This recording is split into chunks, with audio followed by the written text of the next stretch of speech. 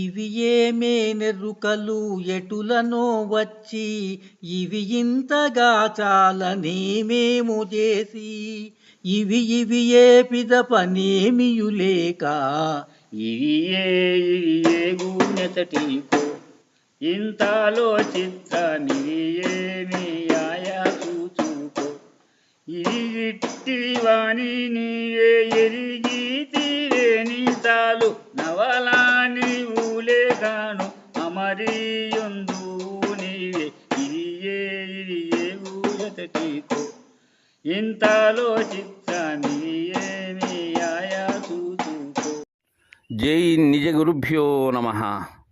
జై అమలాంబ సమేత అనుభవానంద రాజయోగేంద్ర ప్రభుస్వాముల వారి దివ్య చరణారవిందములకు ద్వాదశి వందనములు సమర్పించుకొనుచు శ్రీ గురు బాలరామస్వాముల వారిచే విరచితమైన ఆవరణ విక్షేప రూప శక్తిద్వయ నిరాశకంపైన శుద్ధని గుణతత్వ ద్విపదార్థ దరువుల ఎందు 30వ ద్విపదార్థం గురుదేవులు ఈ ద్వంద్వముల గూర్చి చక్కగా గత 2 ద్విపదార్థములలోనూ తెలియజేశారు.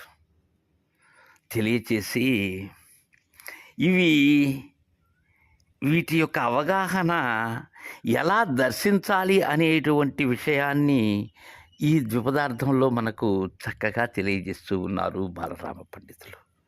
నాయన, ఇప్పటి వరకు నీకు తెలియజేసినటువంటి క్షేత్రజ్ఞులు, జడాజడములు, విద్యలు, సుఖదుఖాలు, జ్ఞానాజ్ఞానములు, ఈ కర్మజ్ఞానములు ఇవన్నీ కూడా ఇవియే మేనెరుకలు ఎటులనో వచ్చి ఇవి ఇంతగా చాలా నేమేమో చేసి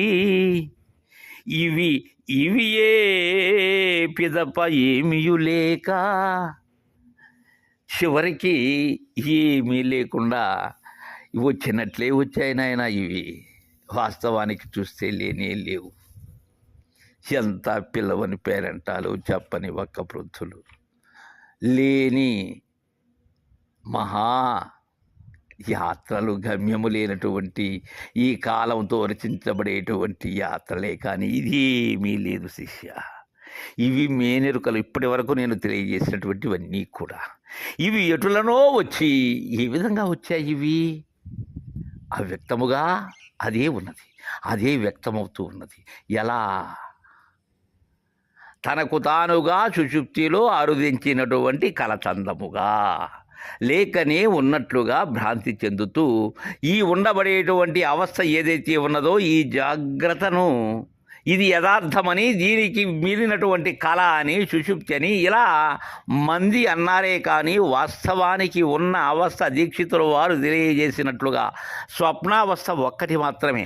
ఆ స్వప్నావస్థని మేల్కొనటమే జాగ్రత్త. అది ఏ గురు మేల్క. ఆ మేలు కనాలి. ఈ మేనెరుకలు ఏ విధంగానూ వచ్చాయి. ఎలా వచ్చాయి? కలలో దోచిన రూపం ఎలాగో అలాగే వచ్చాయి. అయితే ఇవి ఇంతగా చాలా నేమేమో చేసి వచ్చాయి. వచ్చిన తర్వాత అల్లుకున్నాయి. ఇది శాశ్వతం అనుకున్నాయి. ఎన్నో శాస్త్రములు, ఎన్నో పురాణములు తన్ను తాను కల్పించినటువంటివి ఎన్నో ఉన్నాయి. నేనే బ్రహ్మమన్నాయి.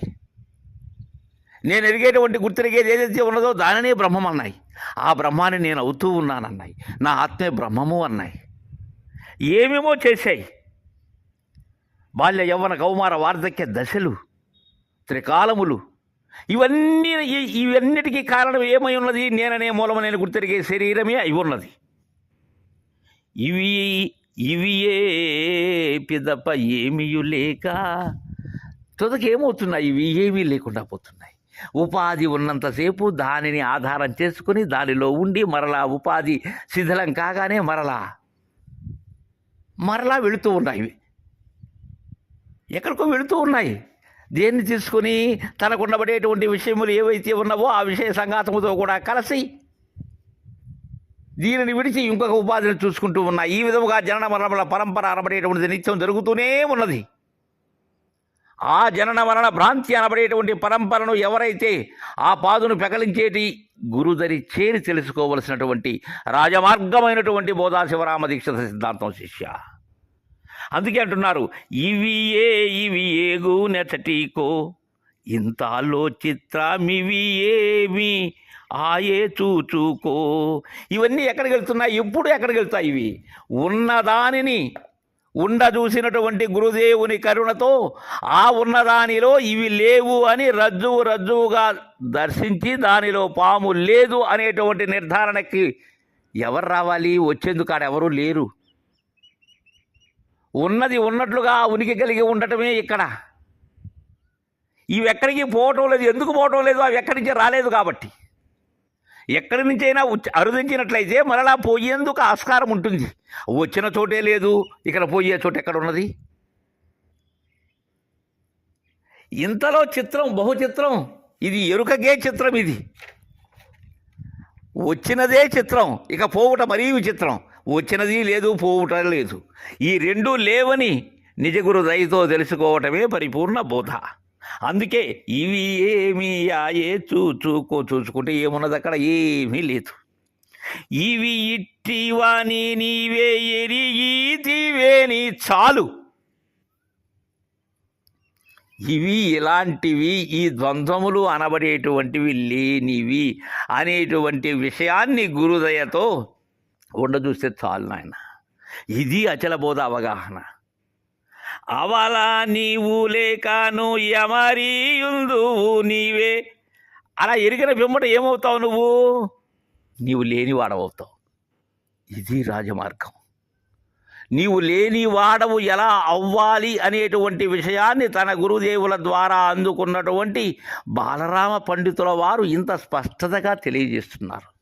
తద్విధానంగానే మనము కూడా మన గురుదేవుని ఆశ్రయించి గురుబోధను ఆశాంతము గ్రహించి అచల బోధ అవగాహన చెంది మరీ ఈ మాట అనాలి.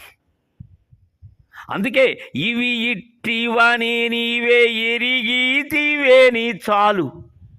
అవలా నీవు లేకను యమరియుందువు నీవే. అలా అమరిపోతావు నువ్వు. నేనున్నానని కానీ నేను లేనని కానీ అనేటువంటి నిర్ణయం చేసేటువంటిదే లేదు. ఇక నీ ఎలా ఉంటావు? నువ్వు అమరిపోయి ఉంటావు. నీకేం ప్రత్యేకత ఉండదు అక్కడ. ప్రత్యేకత ఉన్నట్లయితే మరలా నేను ఉంటాను, నేను ఉంటే ఇరికే. కావున ఇవన్నీ వచ్చినది లేదు కాబట్టి ఇవి వెళ్ళేది లేదు అనేటువంటి అవగాహనను చక్కగా తెలియజేస్తూ ఉన్నారు. తర్వాతి పదార్థాన్ని రేపు ముచ్చటించుకుందాం. జై గురుదేవా.